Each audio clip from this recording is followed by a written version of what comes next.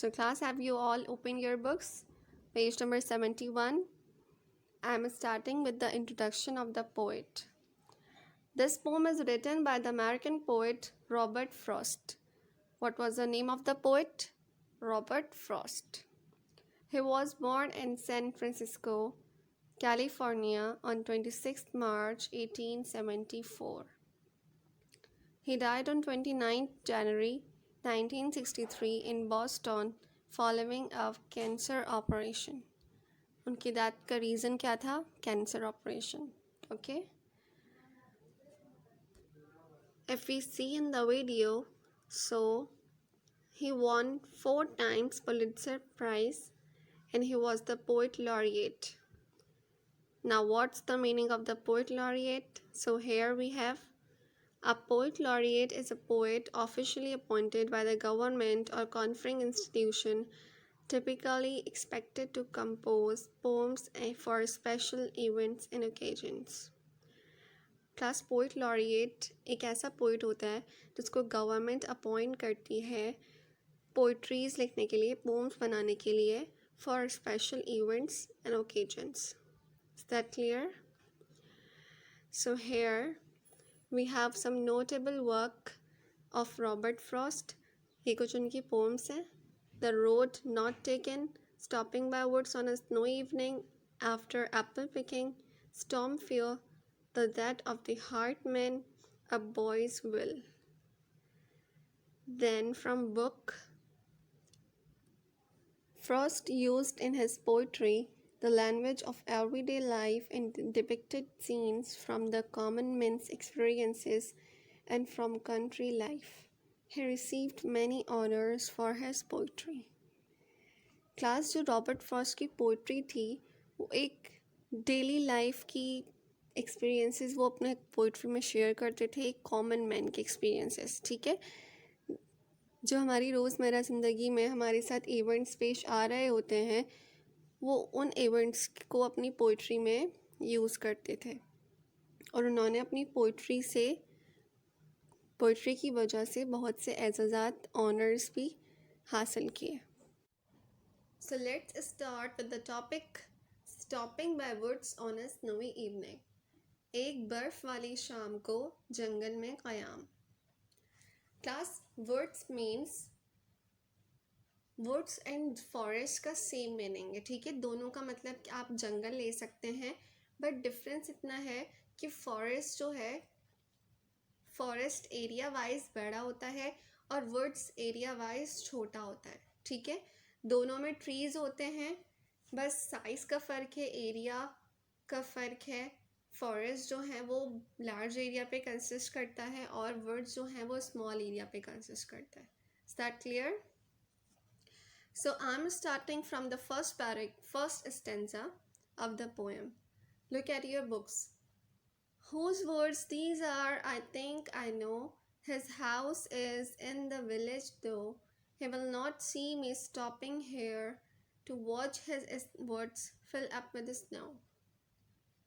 मेरे ख्याल में मैं जानता हूँ कि ये जंगलात किसके हैं. अब जो हमारे रॉबर्ट फ्रॉस्ट ने ये पोम लिखी है उसमें जिस इंसान का जिक्र किया उन्होंने, हम उसके बारे में पढ़ेंगे कि वो क्या सोच रहा है और वो क्या कर रहा है. ठीक है, तो वो सोच रहा है कि मैं जानता हूँ कि ये जंगलात किसके हैं.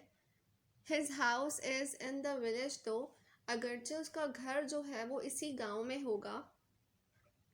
अब हमें इससे क्या पता चला कि वुड्स के साथ ही कहीं पे कोई विलेज भी है. ठीक है, जहाँ पे वो सोच रहे हैं कि इन वुड्स का ओनर जो है वो उस विलेज में रहता होगा.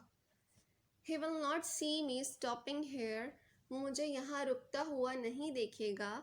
To watch his woods fill up with the snow, जो इन वुड्स का जो ओनर है वो जाहिर सी बात है अपने विलेज में रहता है, तो वो इस टाइम अपने घर में ही होगा और मैं उसके वुड्स में यहाँ पे रुका हुआ हूँ तो वो मुझे नहीं देखेगा. और मैं क्यों रुका हूँ यहाँ पे, क्या कर रहा हूँ रुक के, मैं उसके वुड्स को स्नो से भरता हुआ देख रहा हूँ. अब क्लास फर्स्ट स्टेंजा से हमें इस पोम के सीन का अंदाज़ा हो रहा है कि सीन क्या है कि एक शख्स है जो कि जंगल के दरमियान रुका हुआ है। शाम है, शाम का टाइम है और स्नोफॉल जो है वो हो रहा है। ठीक है, now move towards the next stanza. My little horse must think it queer to stop without a farmhouse near, between the woods and frozen lake, the darkest evening of the year. अब my little horse must think it queer, मेरा छोटा घोड़ा ज़रूर ये सोचेगा कि ये अजीब है। To stop without a farmhouse near, कि यहाँ पे रुकना जबकि यहाँ पे करीब में कोई फार्म हाउस नहीं है, कोई घर नहीं है। अच्छा, अब हमें इन दो लाइन से क्या पता चला कि जो शख्स है वो अकेला नहीं है, उसके साथ उसका एक घोड़ा भी है और वो घोड़ा छोटा घोड़ा है। अब वो सोच रहा है, वो इंसान खुद से सोच रहा है कि जो मेरा छोटा सा घोड़ा है वो ज़रूर ये सोचेगा कि ये अजीब है यहाँ पे रुकना, जबकि यहाँ पे करीब में कोई फार्म हाउस ही नहीं है, ना मेरे रहने की कोई जगह है, ना मेरे मास्टर के रहने की कोई जगह है। Between the woods and the frozen lake, इन जंगलात के दरमियान और इस जमी हुई झील के दरमियान, the darkest evening of the year, और ये साल की तारीक तरीन रात है।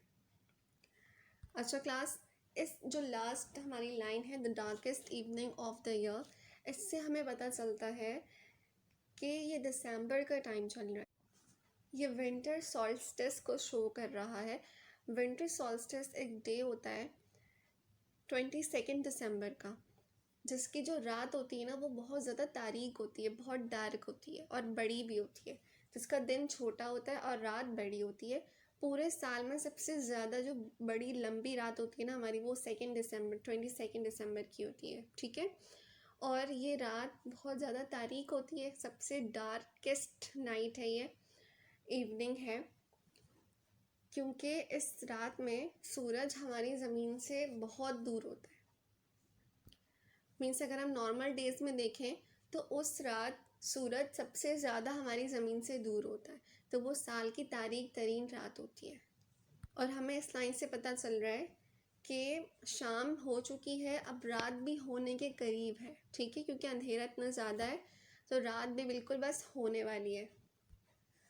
हमें क्या क्या पता चला, पोएम का सीन क्या है, आप खुद से इमेजिन करें कि कितना प्यारा जो है वो इस पोएम का सीन है कि वुड्स हैं, स्नोफॉल है, फ्रोज़न लेक है और द डार्केस्ट इवनिंग है,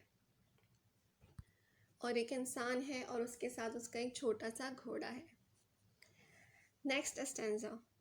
He gives his harness bells a shake to ask him if there is some mistake. The only other sounds the sweep of easy wind in downy flake. वो अपनी harness bells को हिलाता है जैसा कि वो पूछ रहा हो कि क्या मुझसे कोई गलती हो गई है। अब जो इंसान है ना वो खुद से सोच रहा है कि उसका जो घोड़ा है ना उसने अपने हार्नेस बेल्स को शेक किया, उसने अपने हार्नेस बेल्स को हिलाया। अब what are harness bells class? Harness जो है ना वो एक लेदर स्ट्रैप्स होते हैं जो घोड़े ने पहने हुए होते हैं, जिसको हम पकड़ भी सकते हैं, उस पर बैठ सकते हैं पकड़ के। ठीक है, आपको पिक्चर में नज़र आ रहा होगा, मैंने जहाँ पे ब्लू से सर्कल किया हुआ है वो हार्नेस है, और उसके हार्नेस के साथ कुछ बेल्स भी अटैच थी, कुछ घंटियाँ भी थीं। तो उस घोड़े ने क्या किया, अपनी हार्नेस बेल्स को शेक किया, हिलाया, to ask if there is some mistake, जैसे कि वो पूछ रहा हो क्या मुझसे कोई गलती हो गई है, कि आप जो है अपने मास्टर से वो पूछ रहा है क्या मैंने कुछ ऐसा गलत कर दिया कि आप यहाँ पे बीच में ऐसे वुड्स के दरमियान रुक गए हैं जहाँ पे ना कोई फार्म हाउस है और ना ही कोई मेरे रहने की जगह है।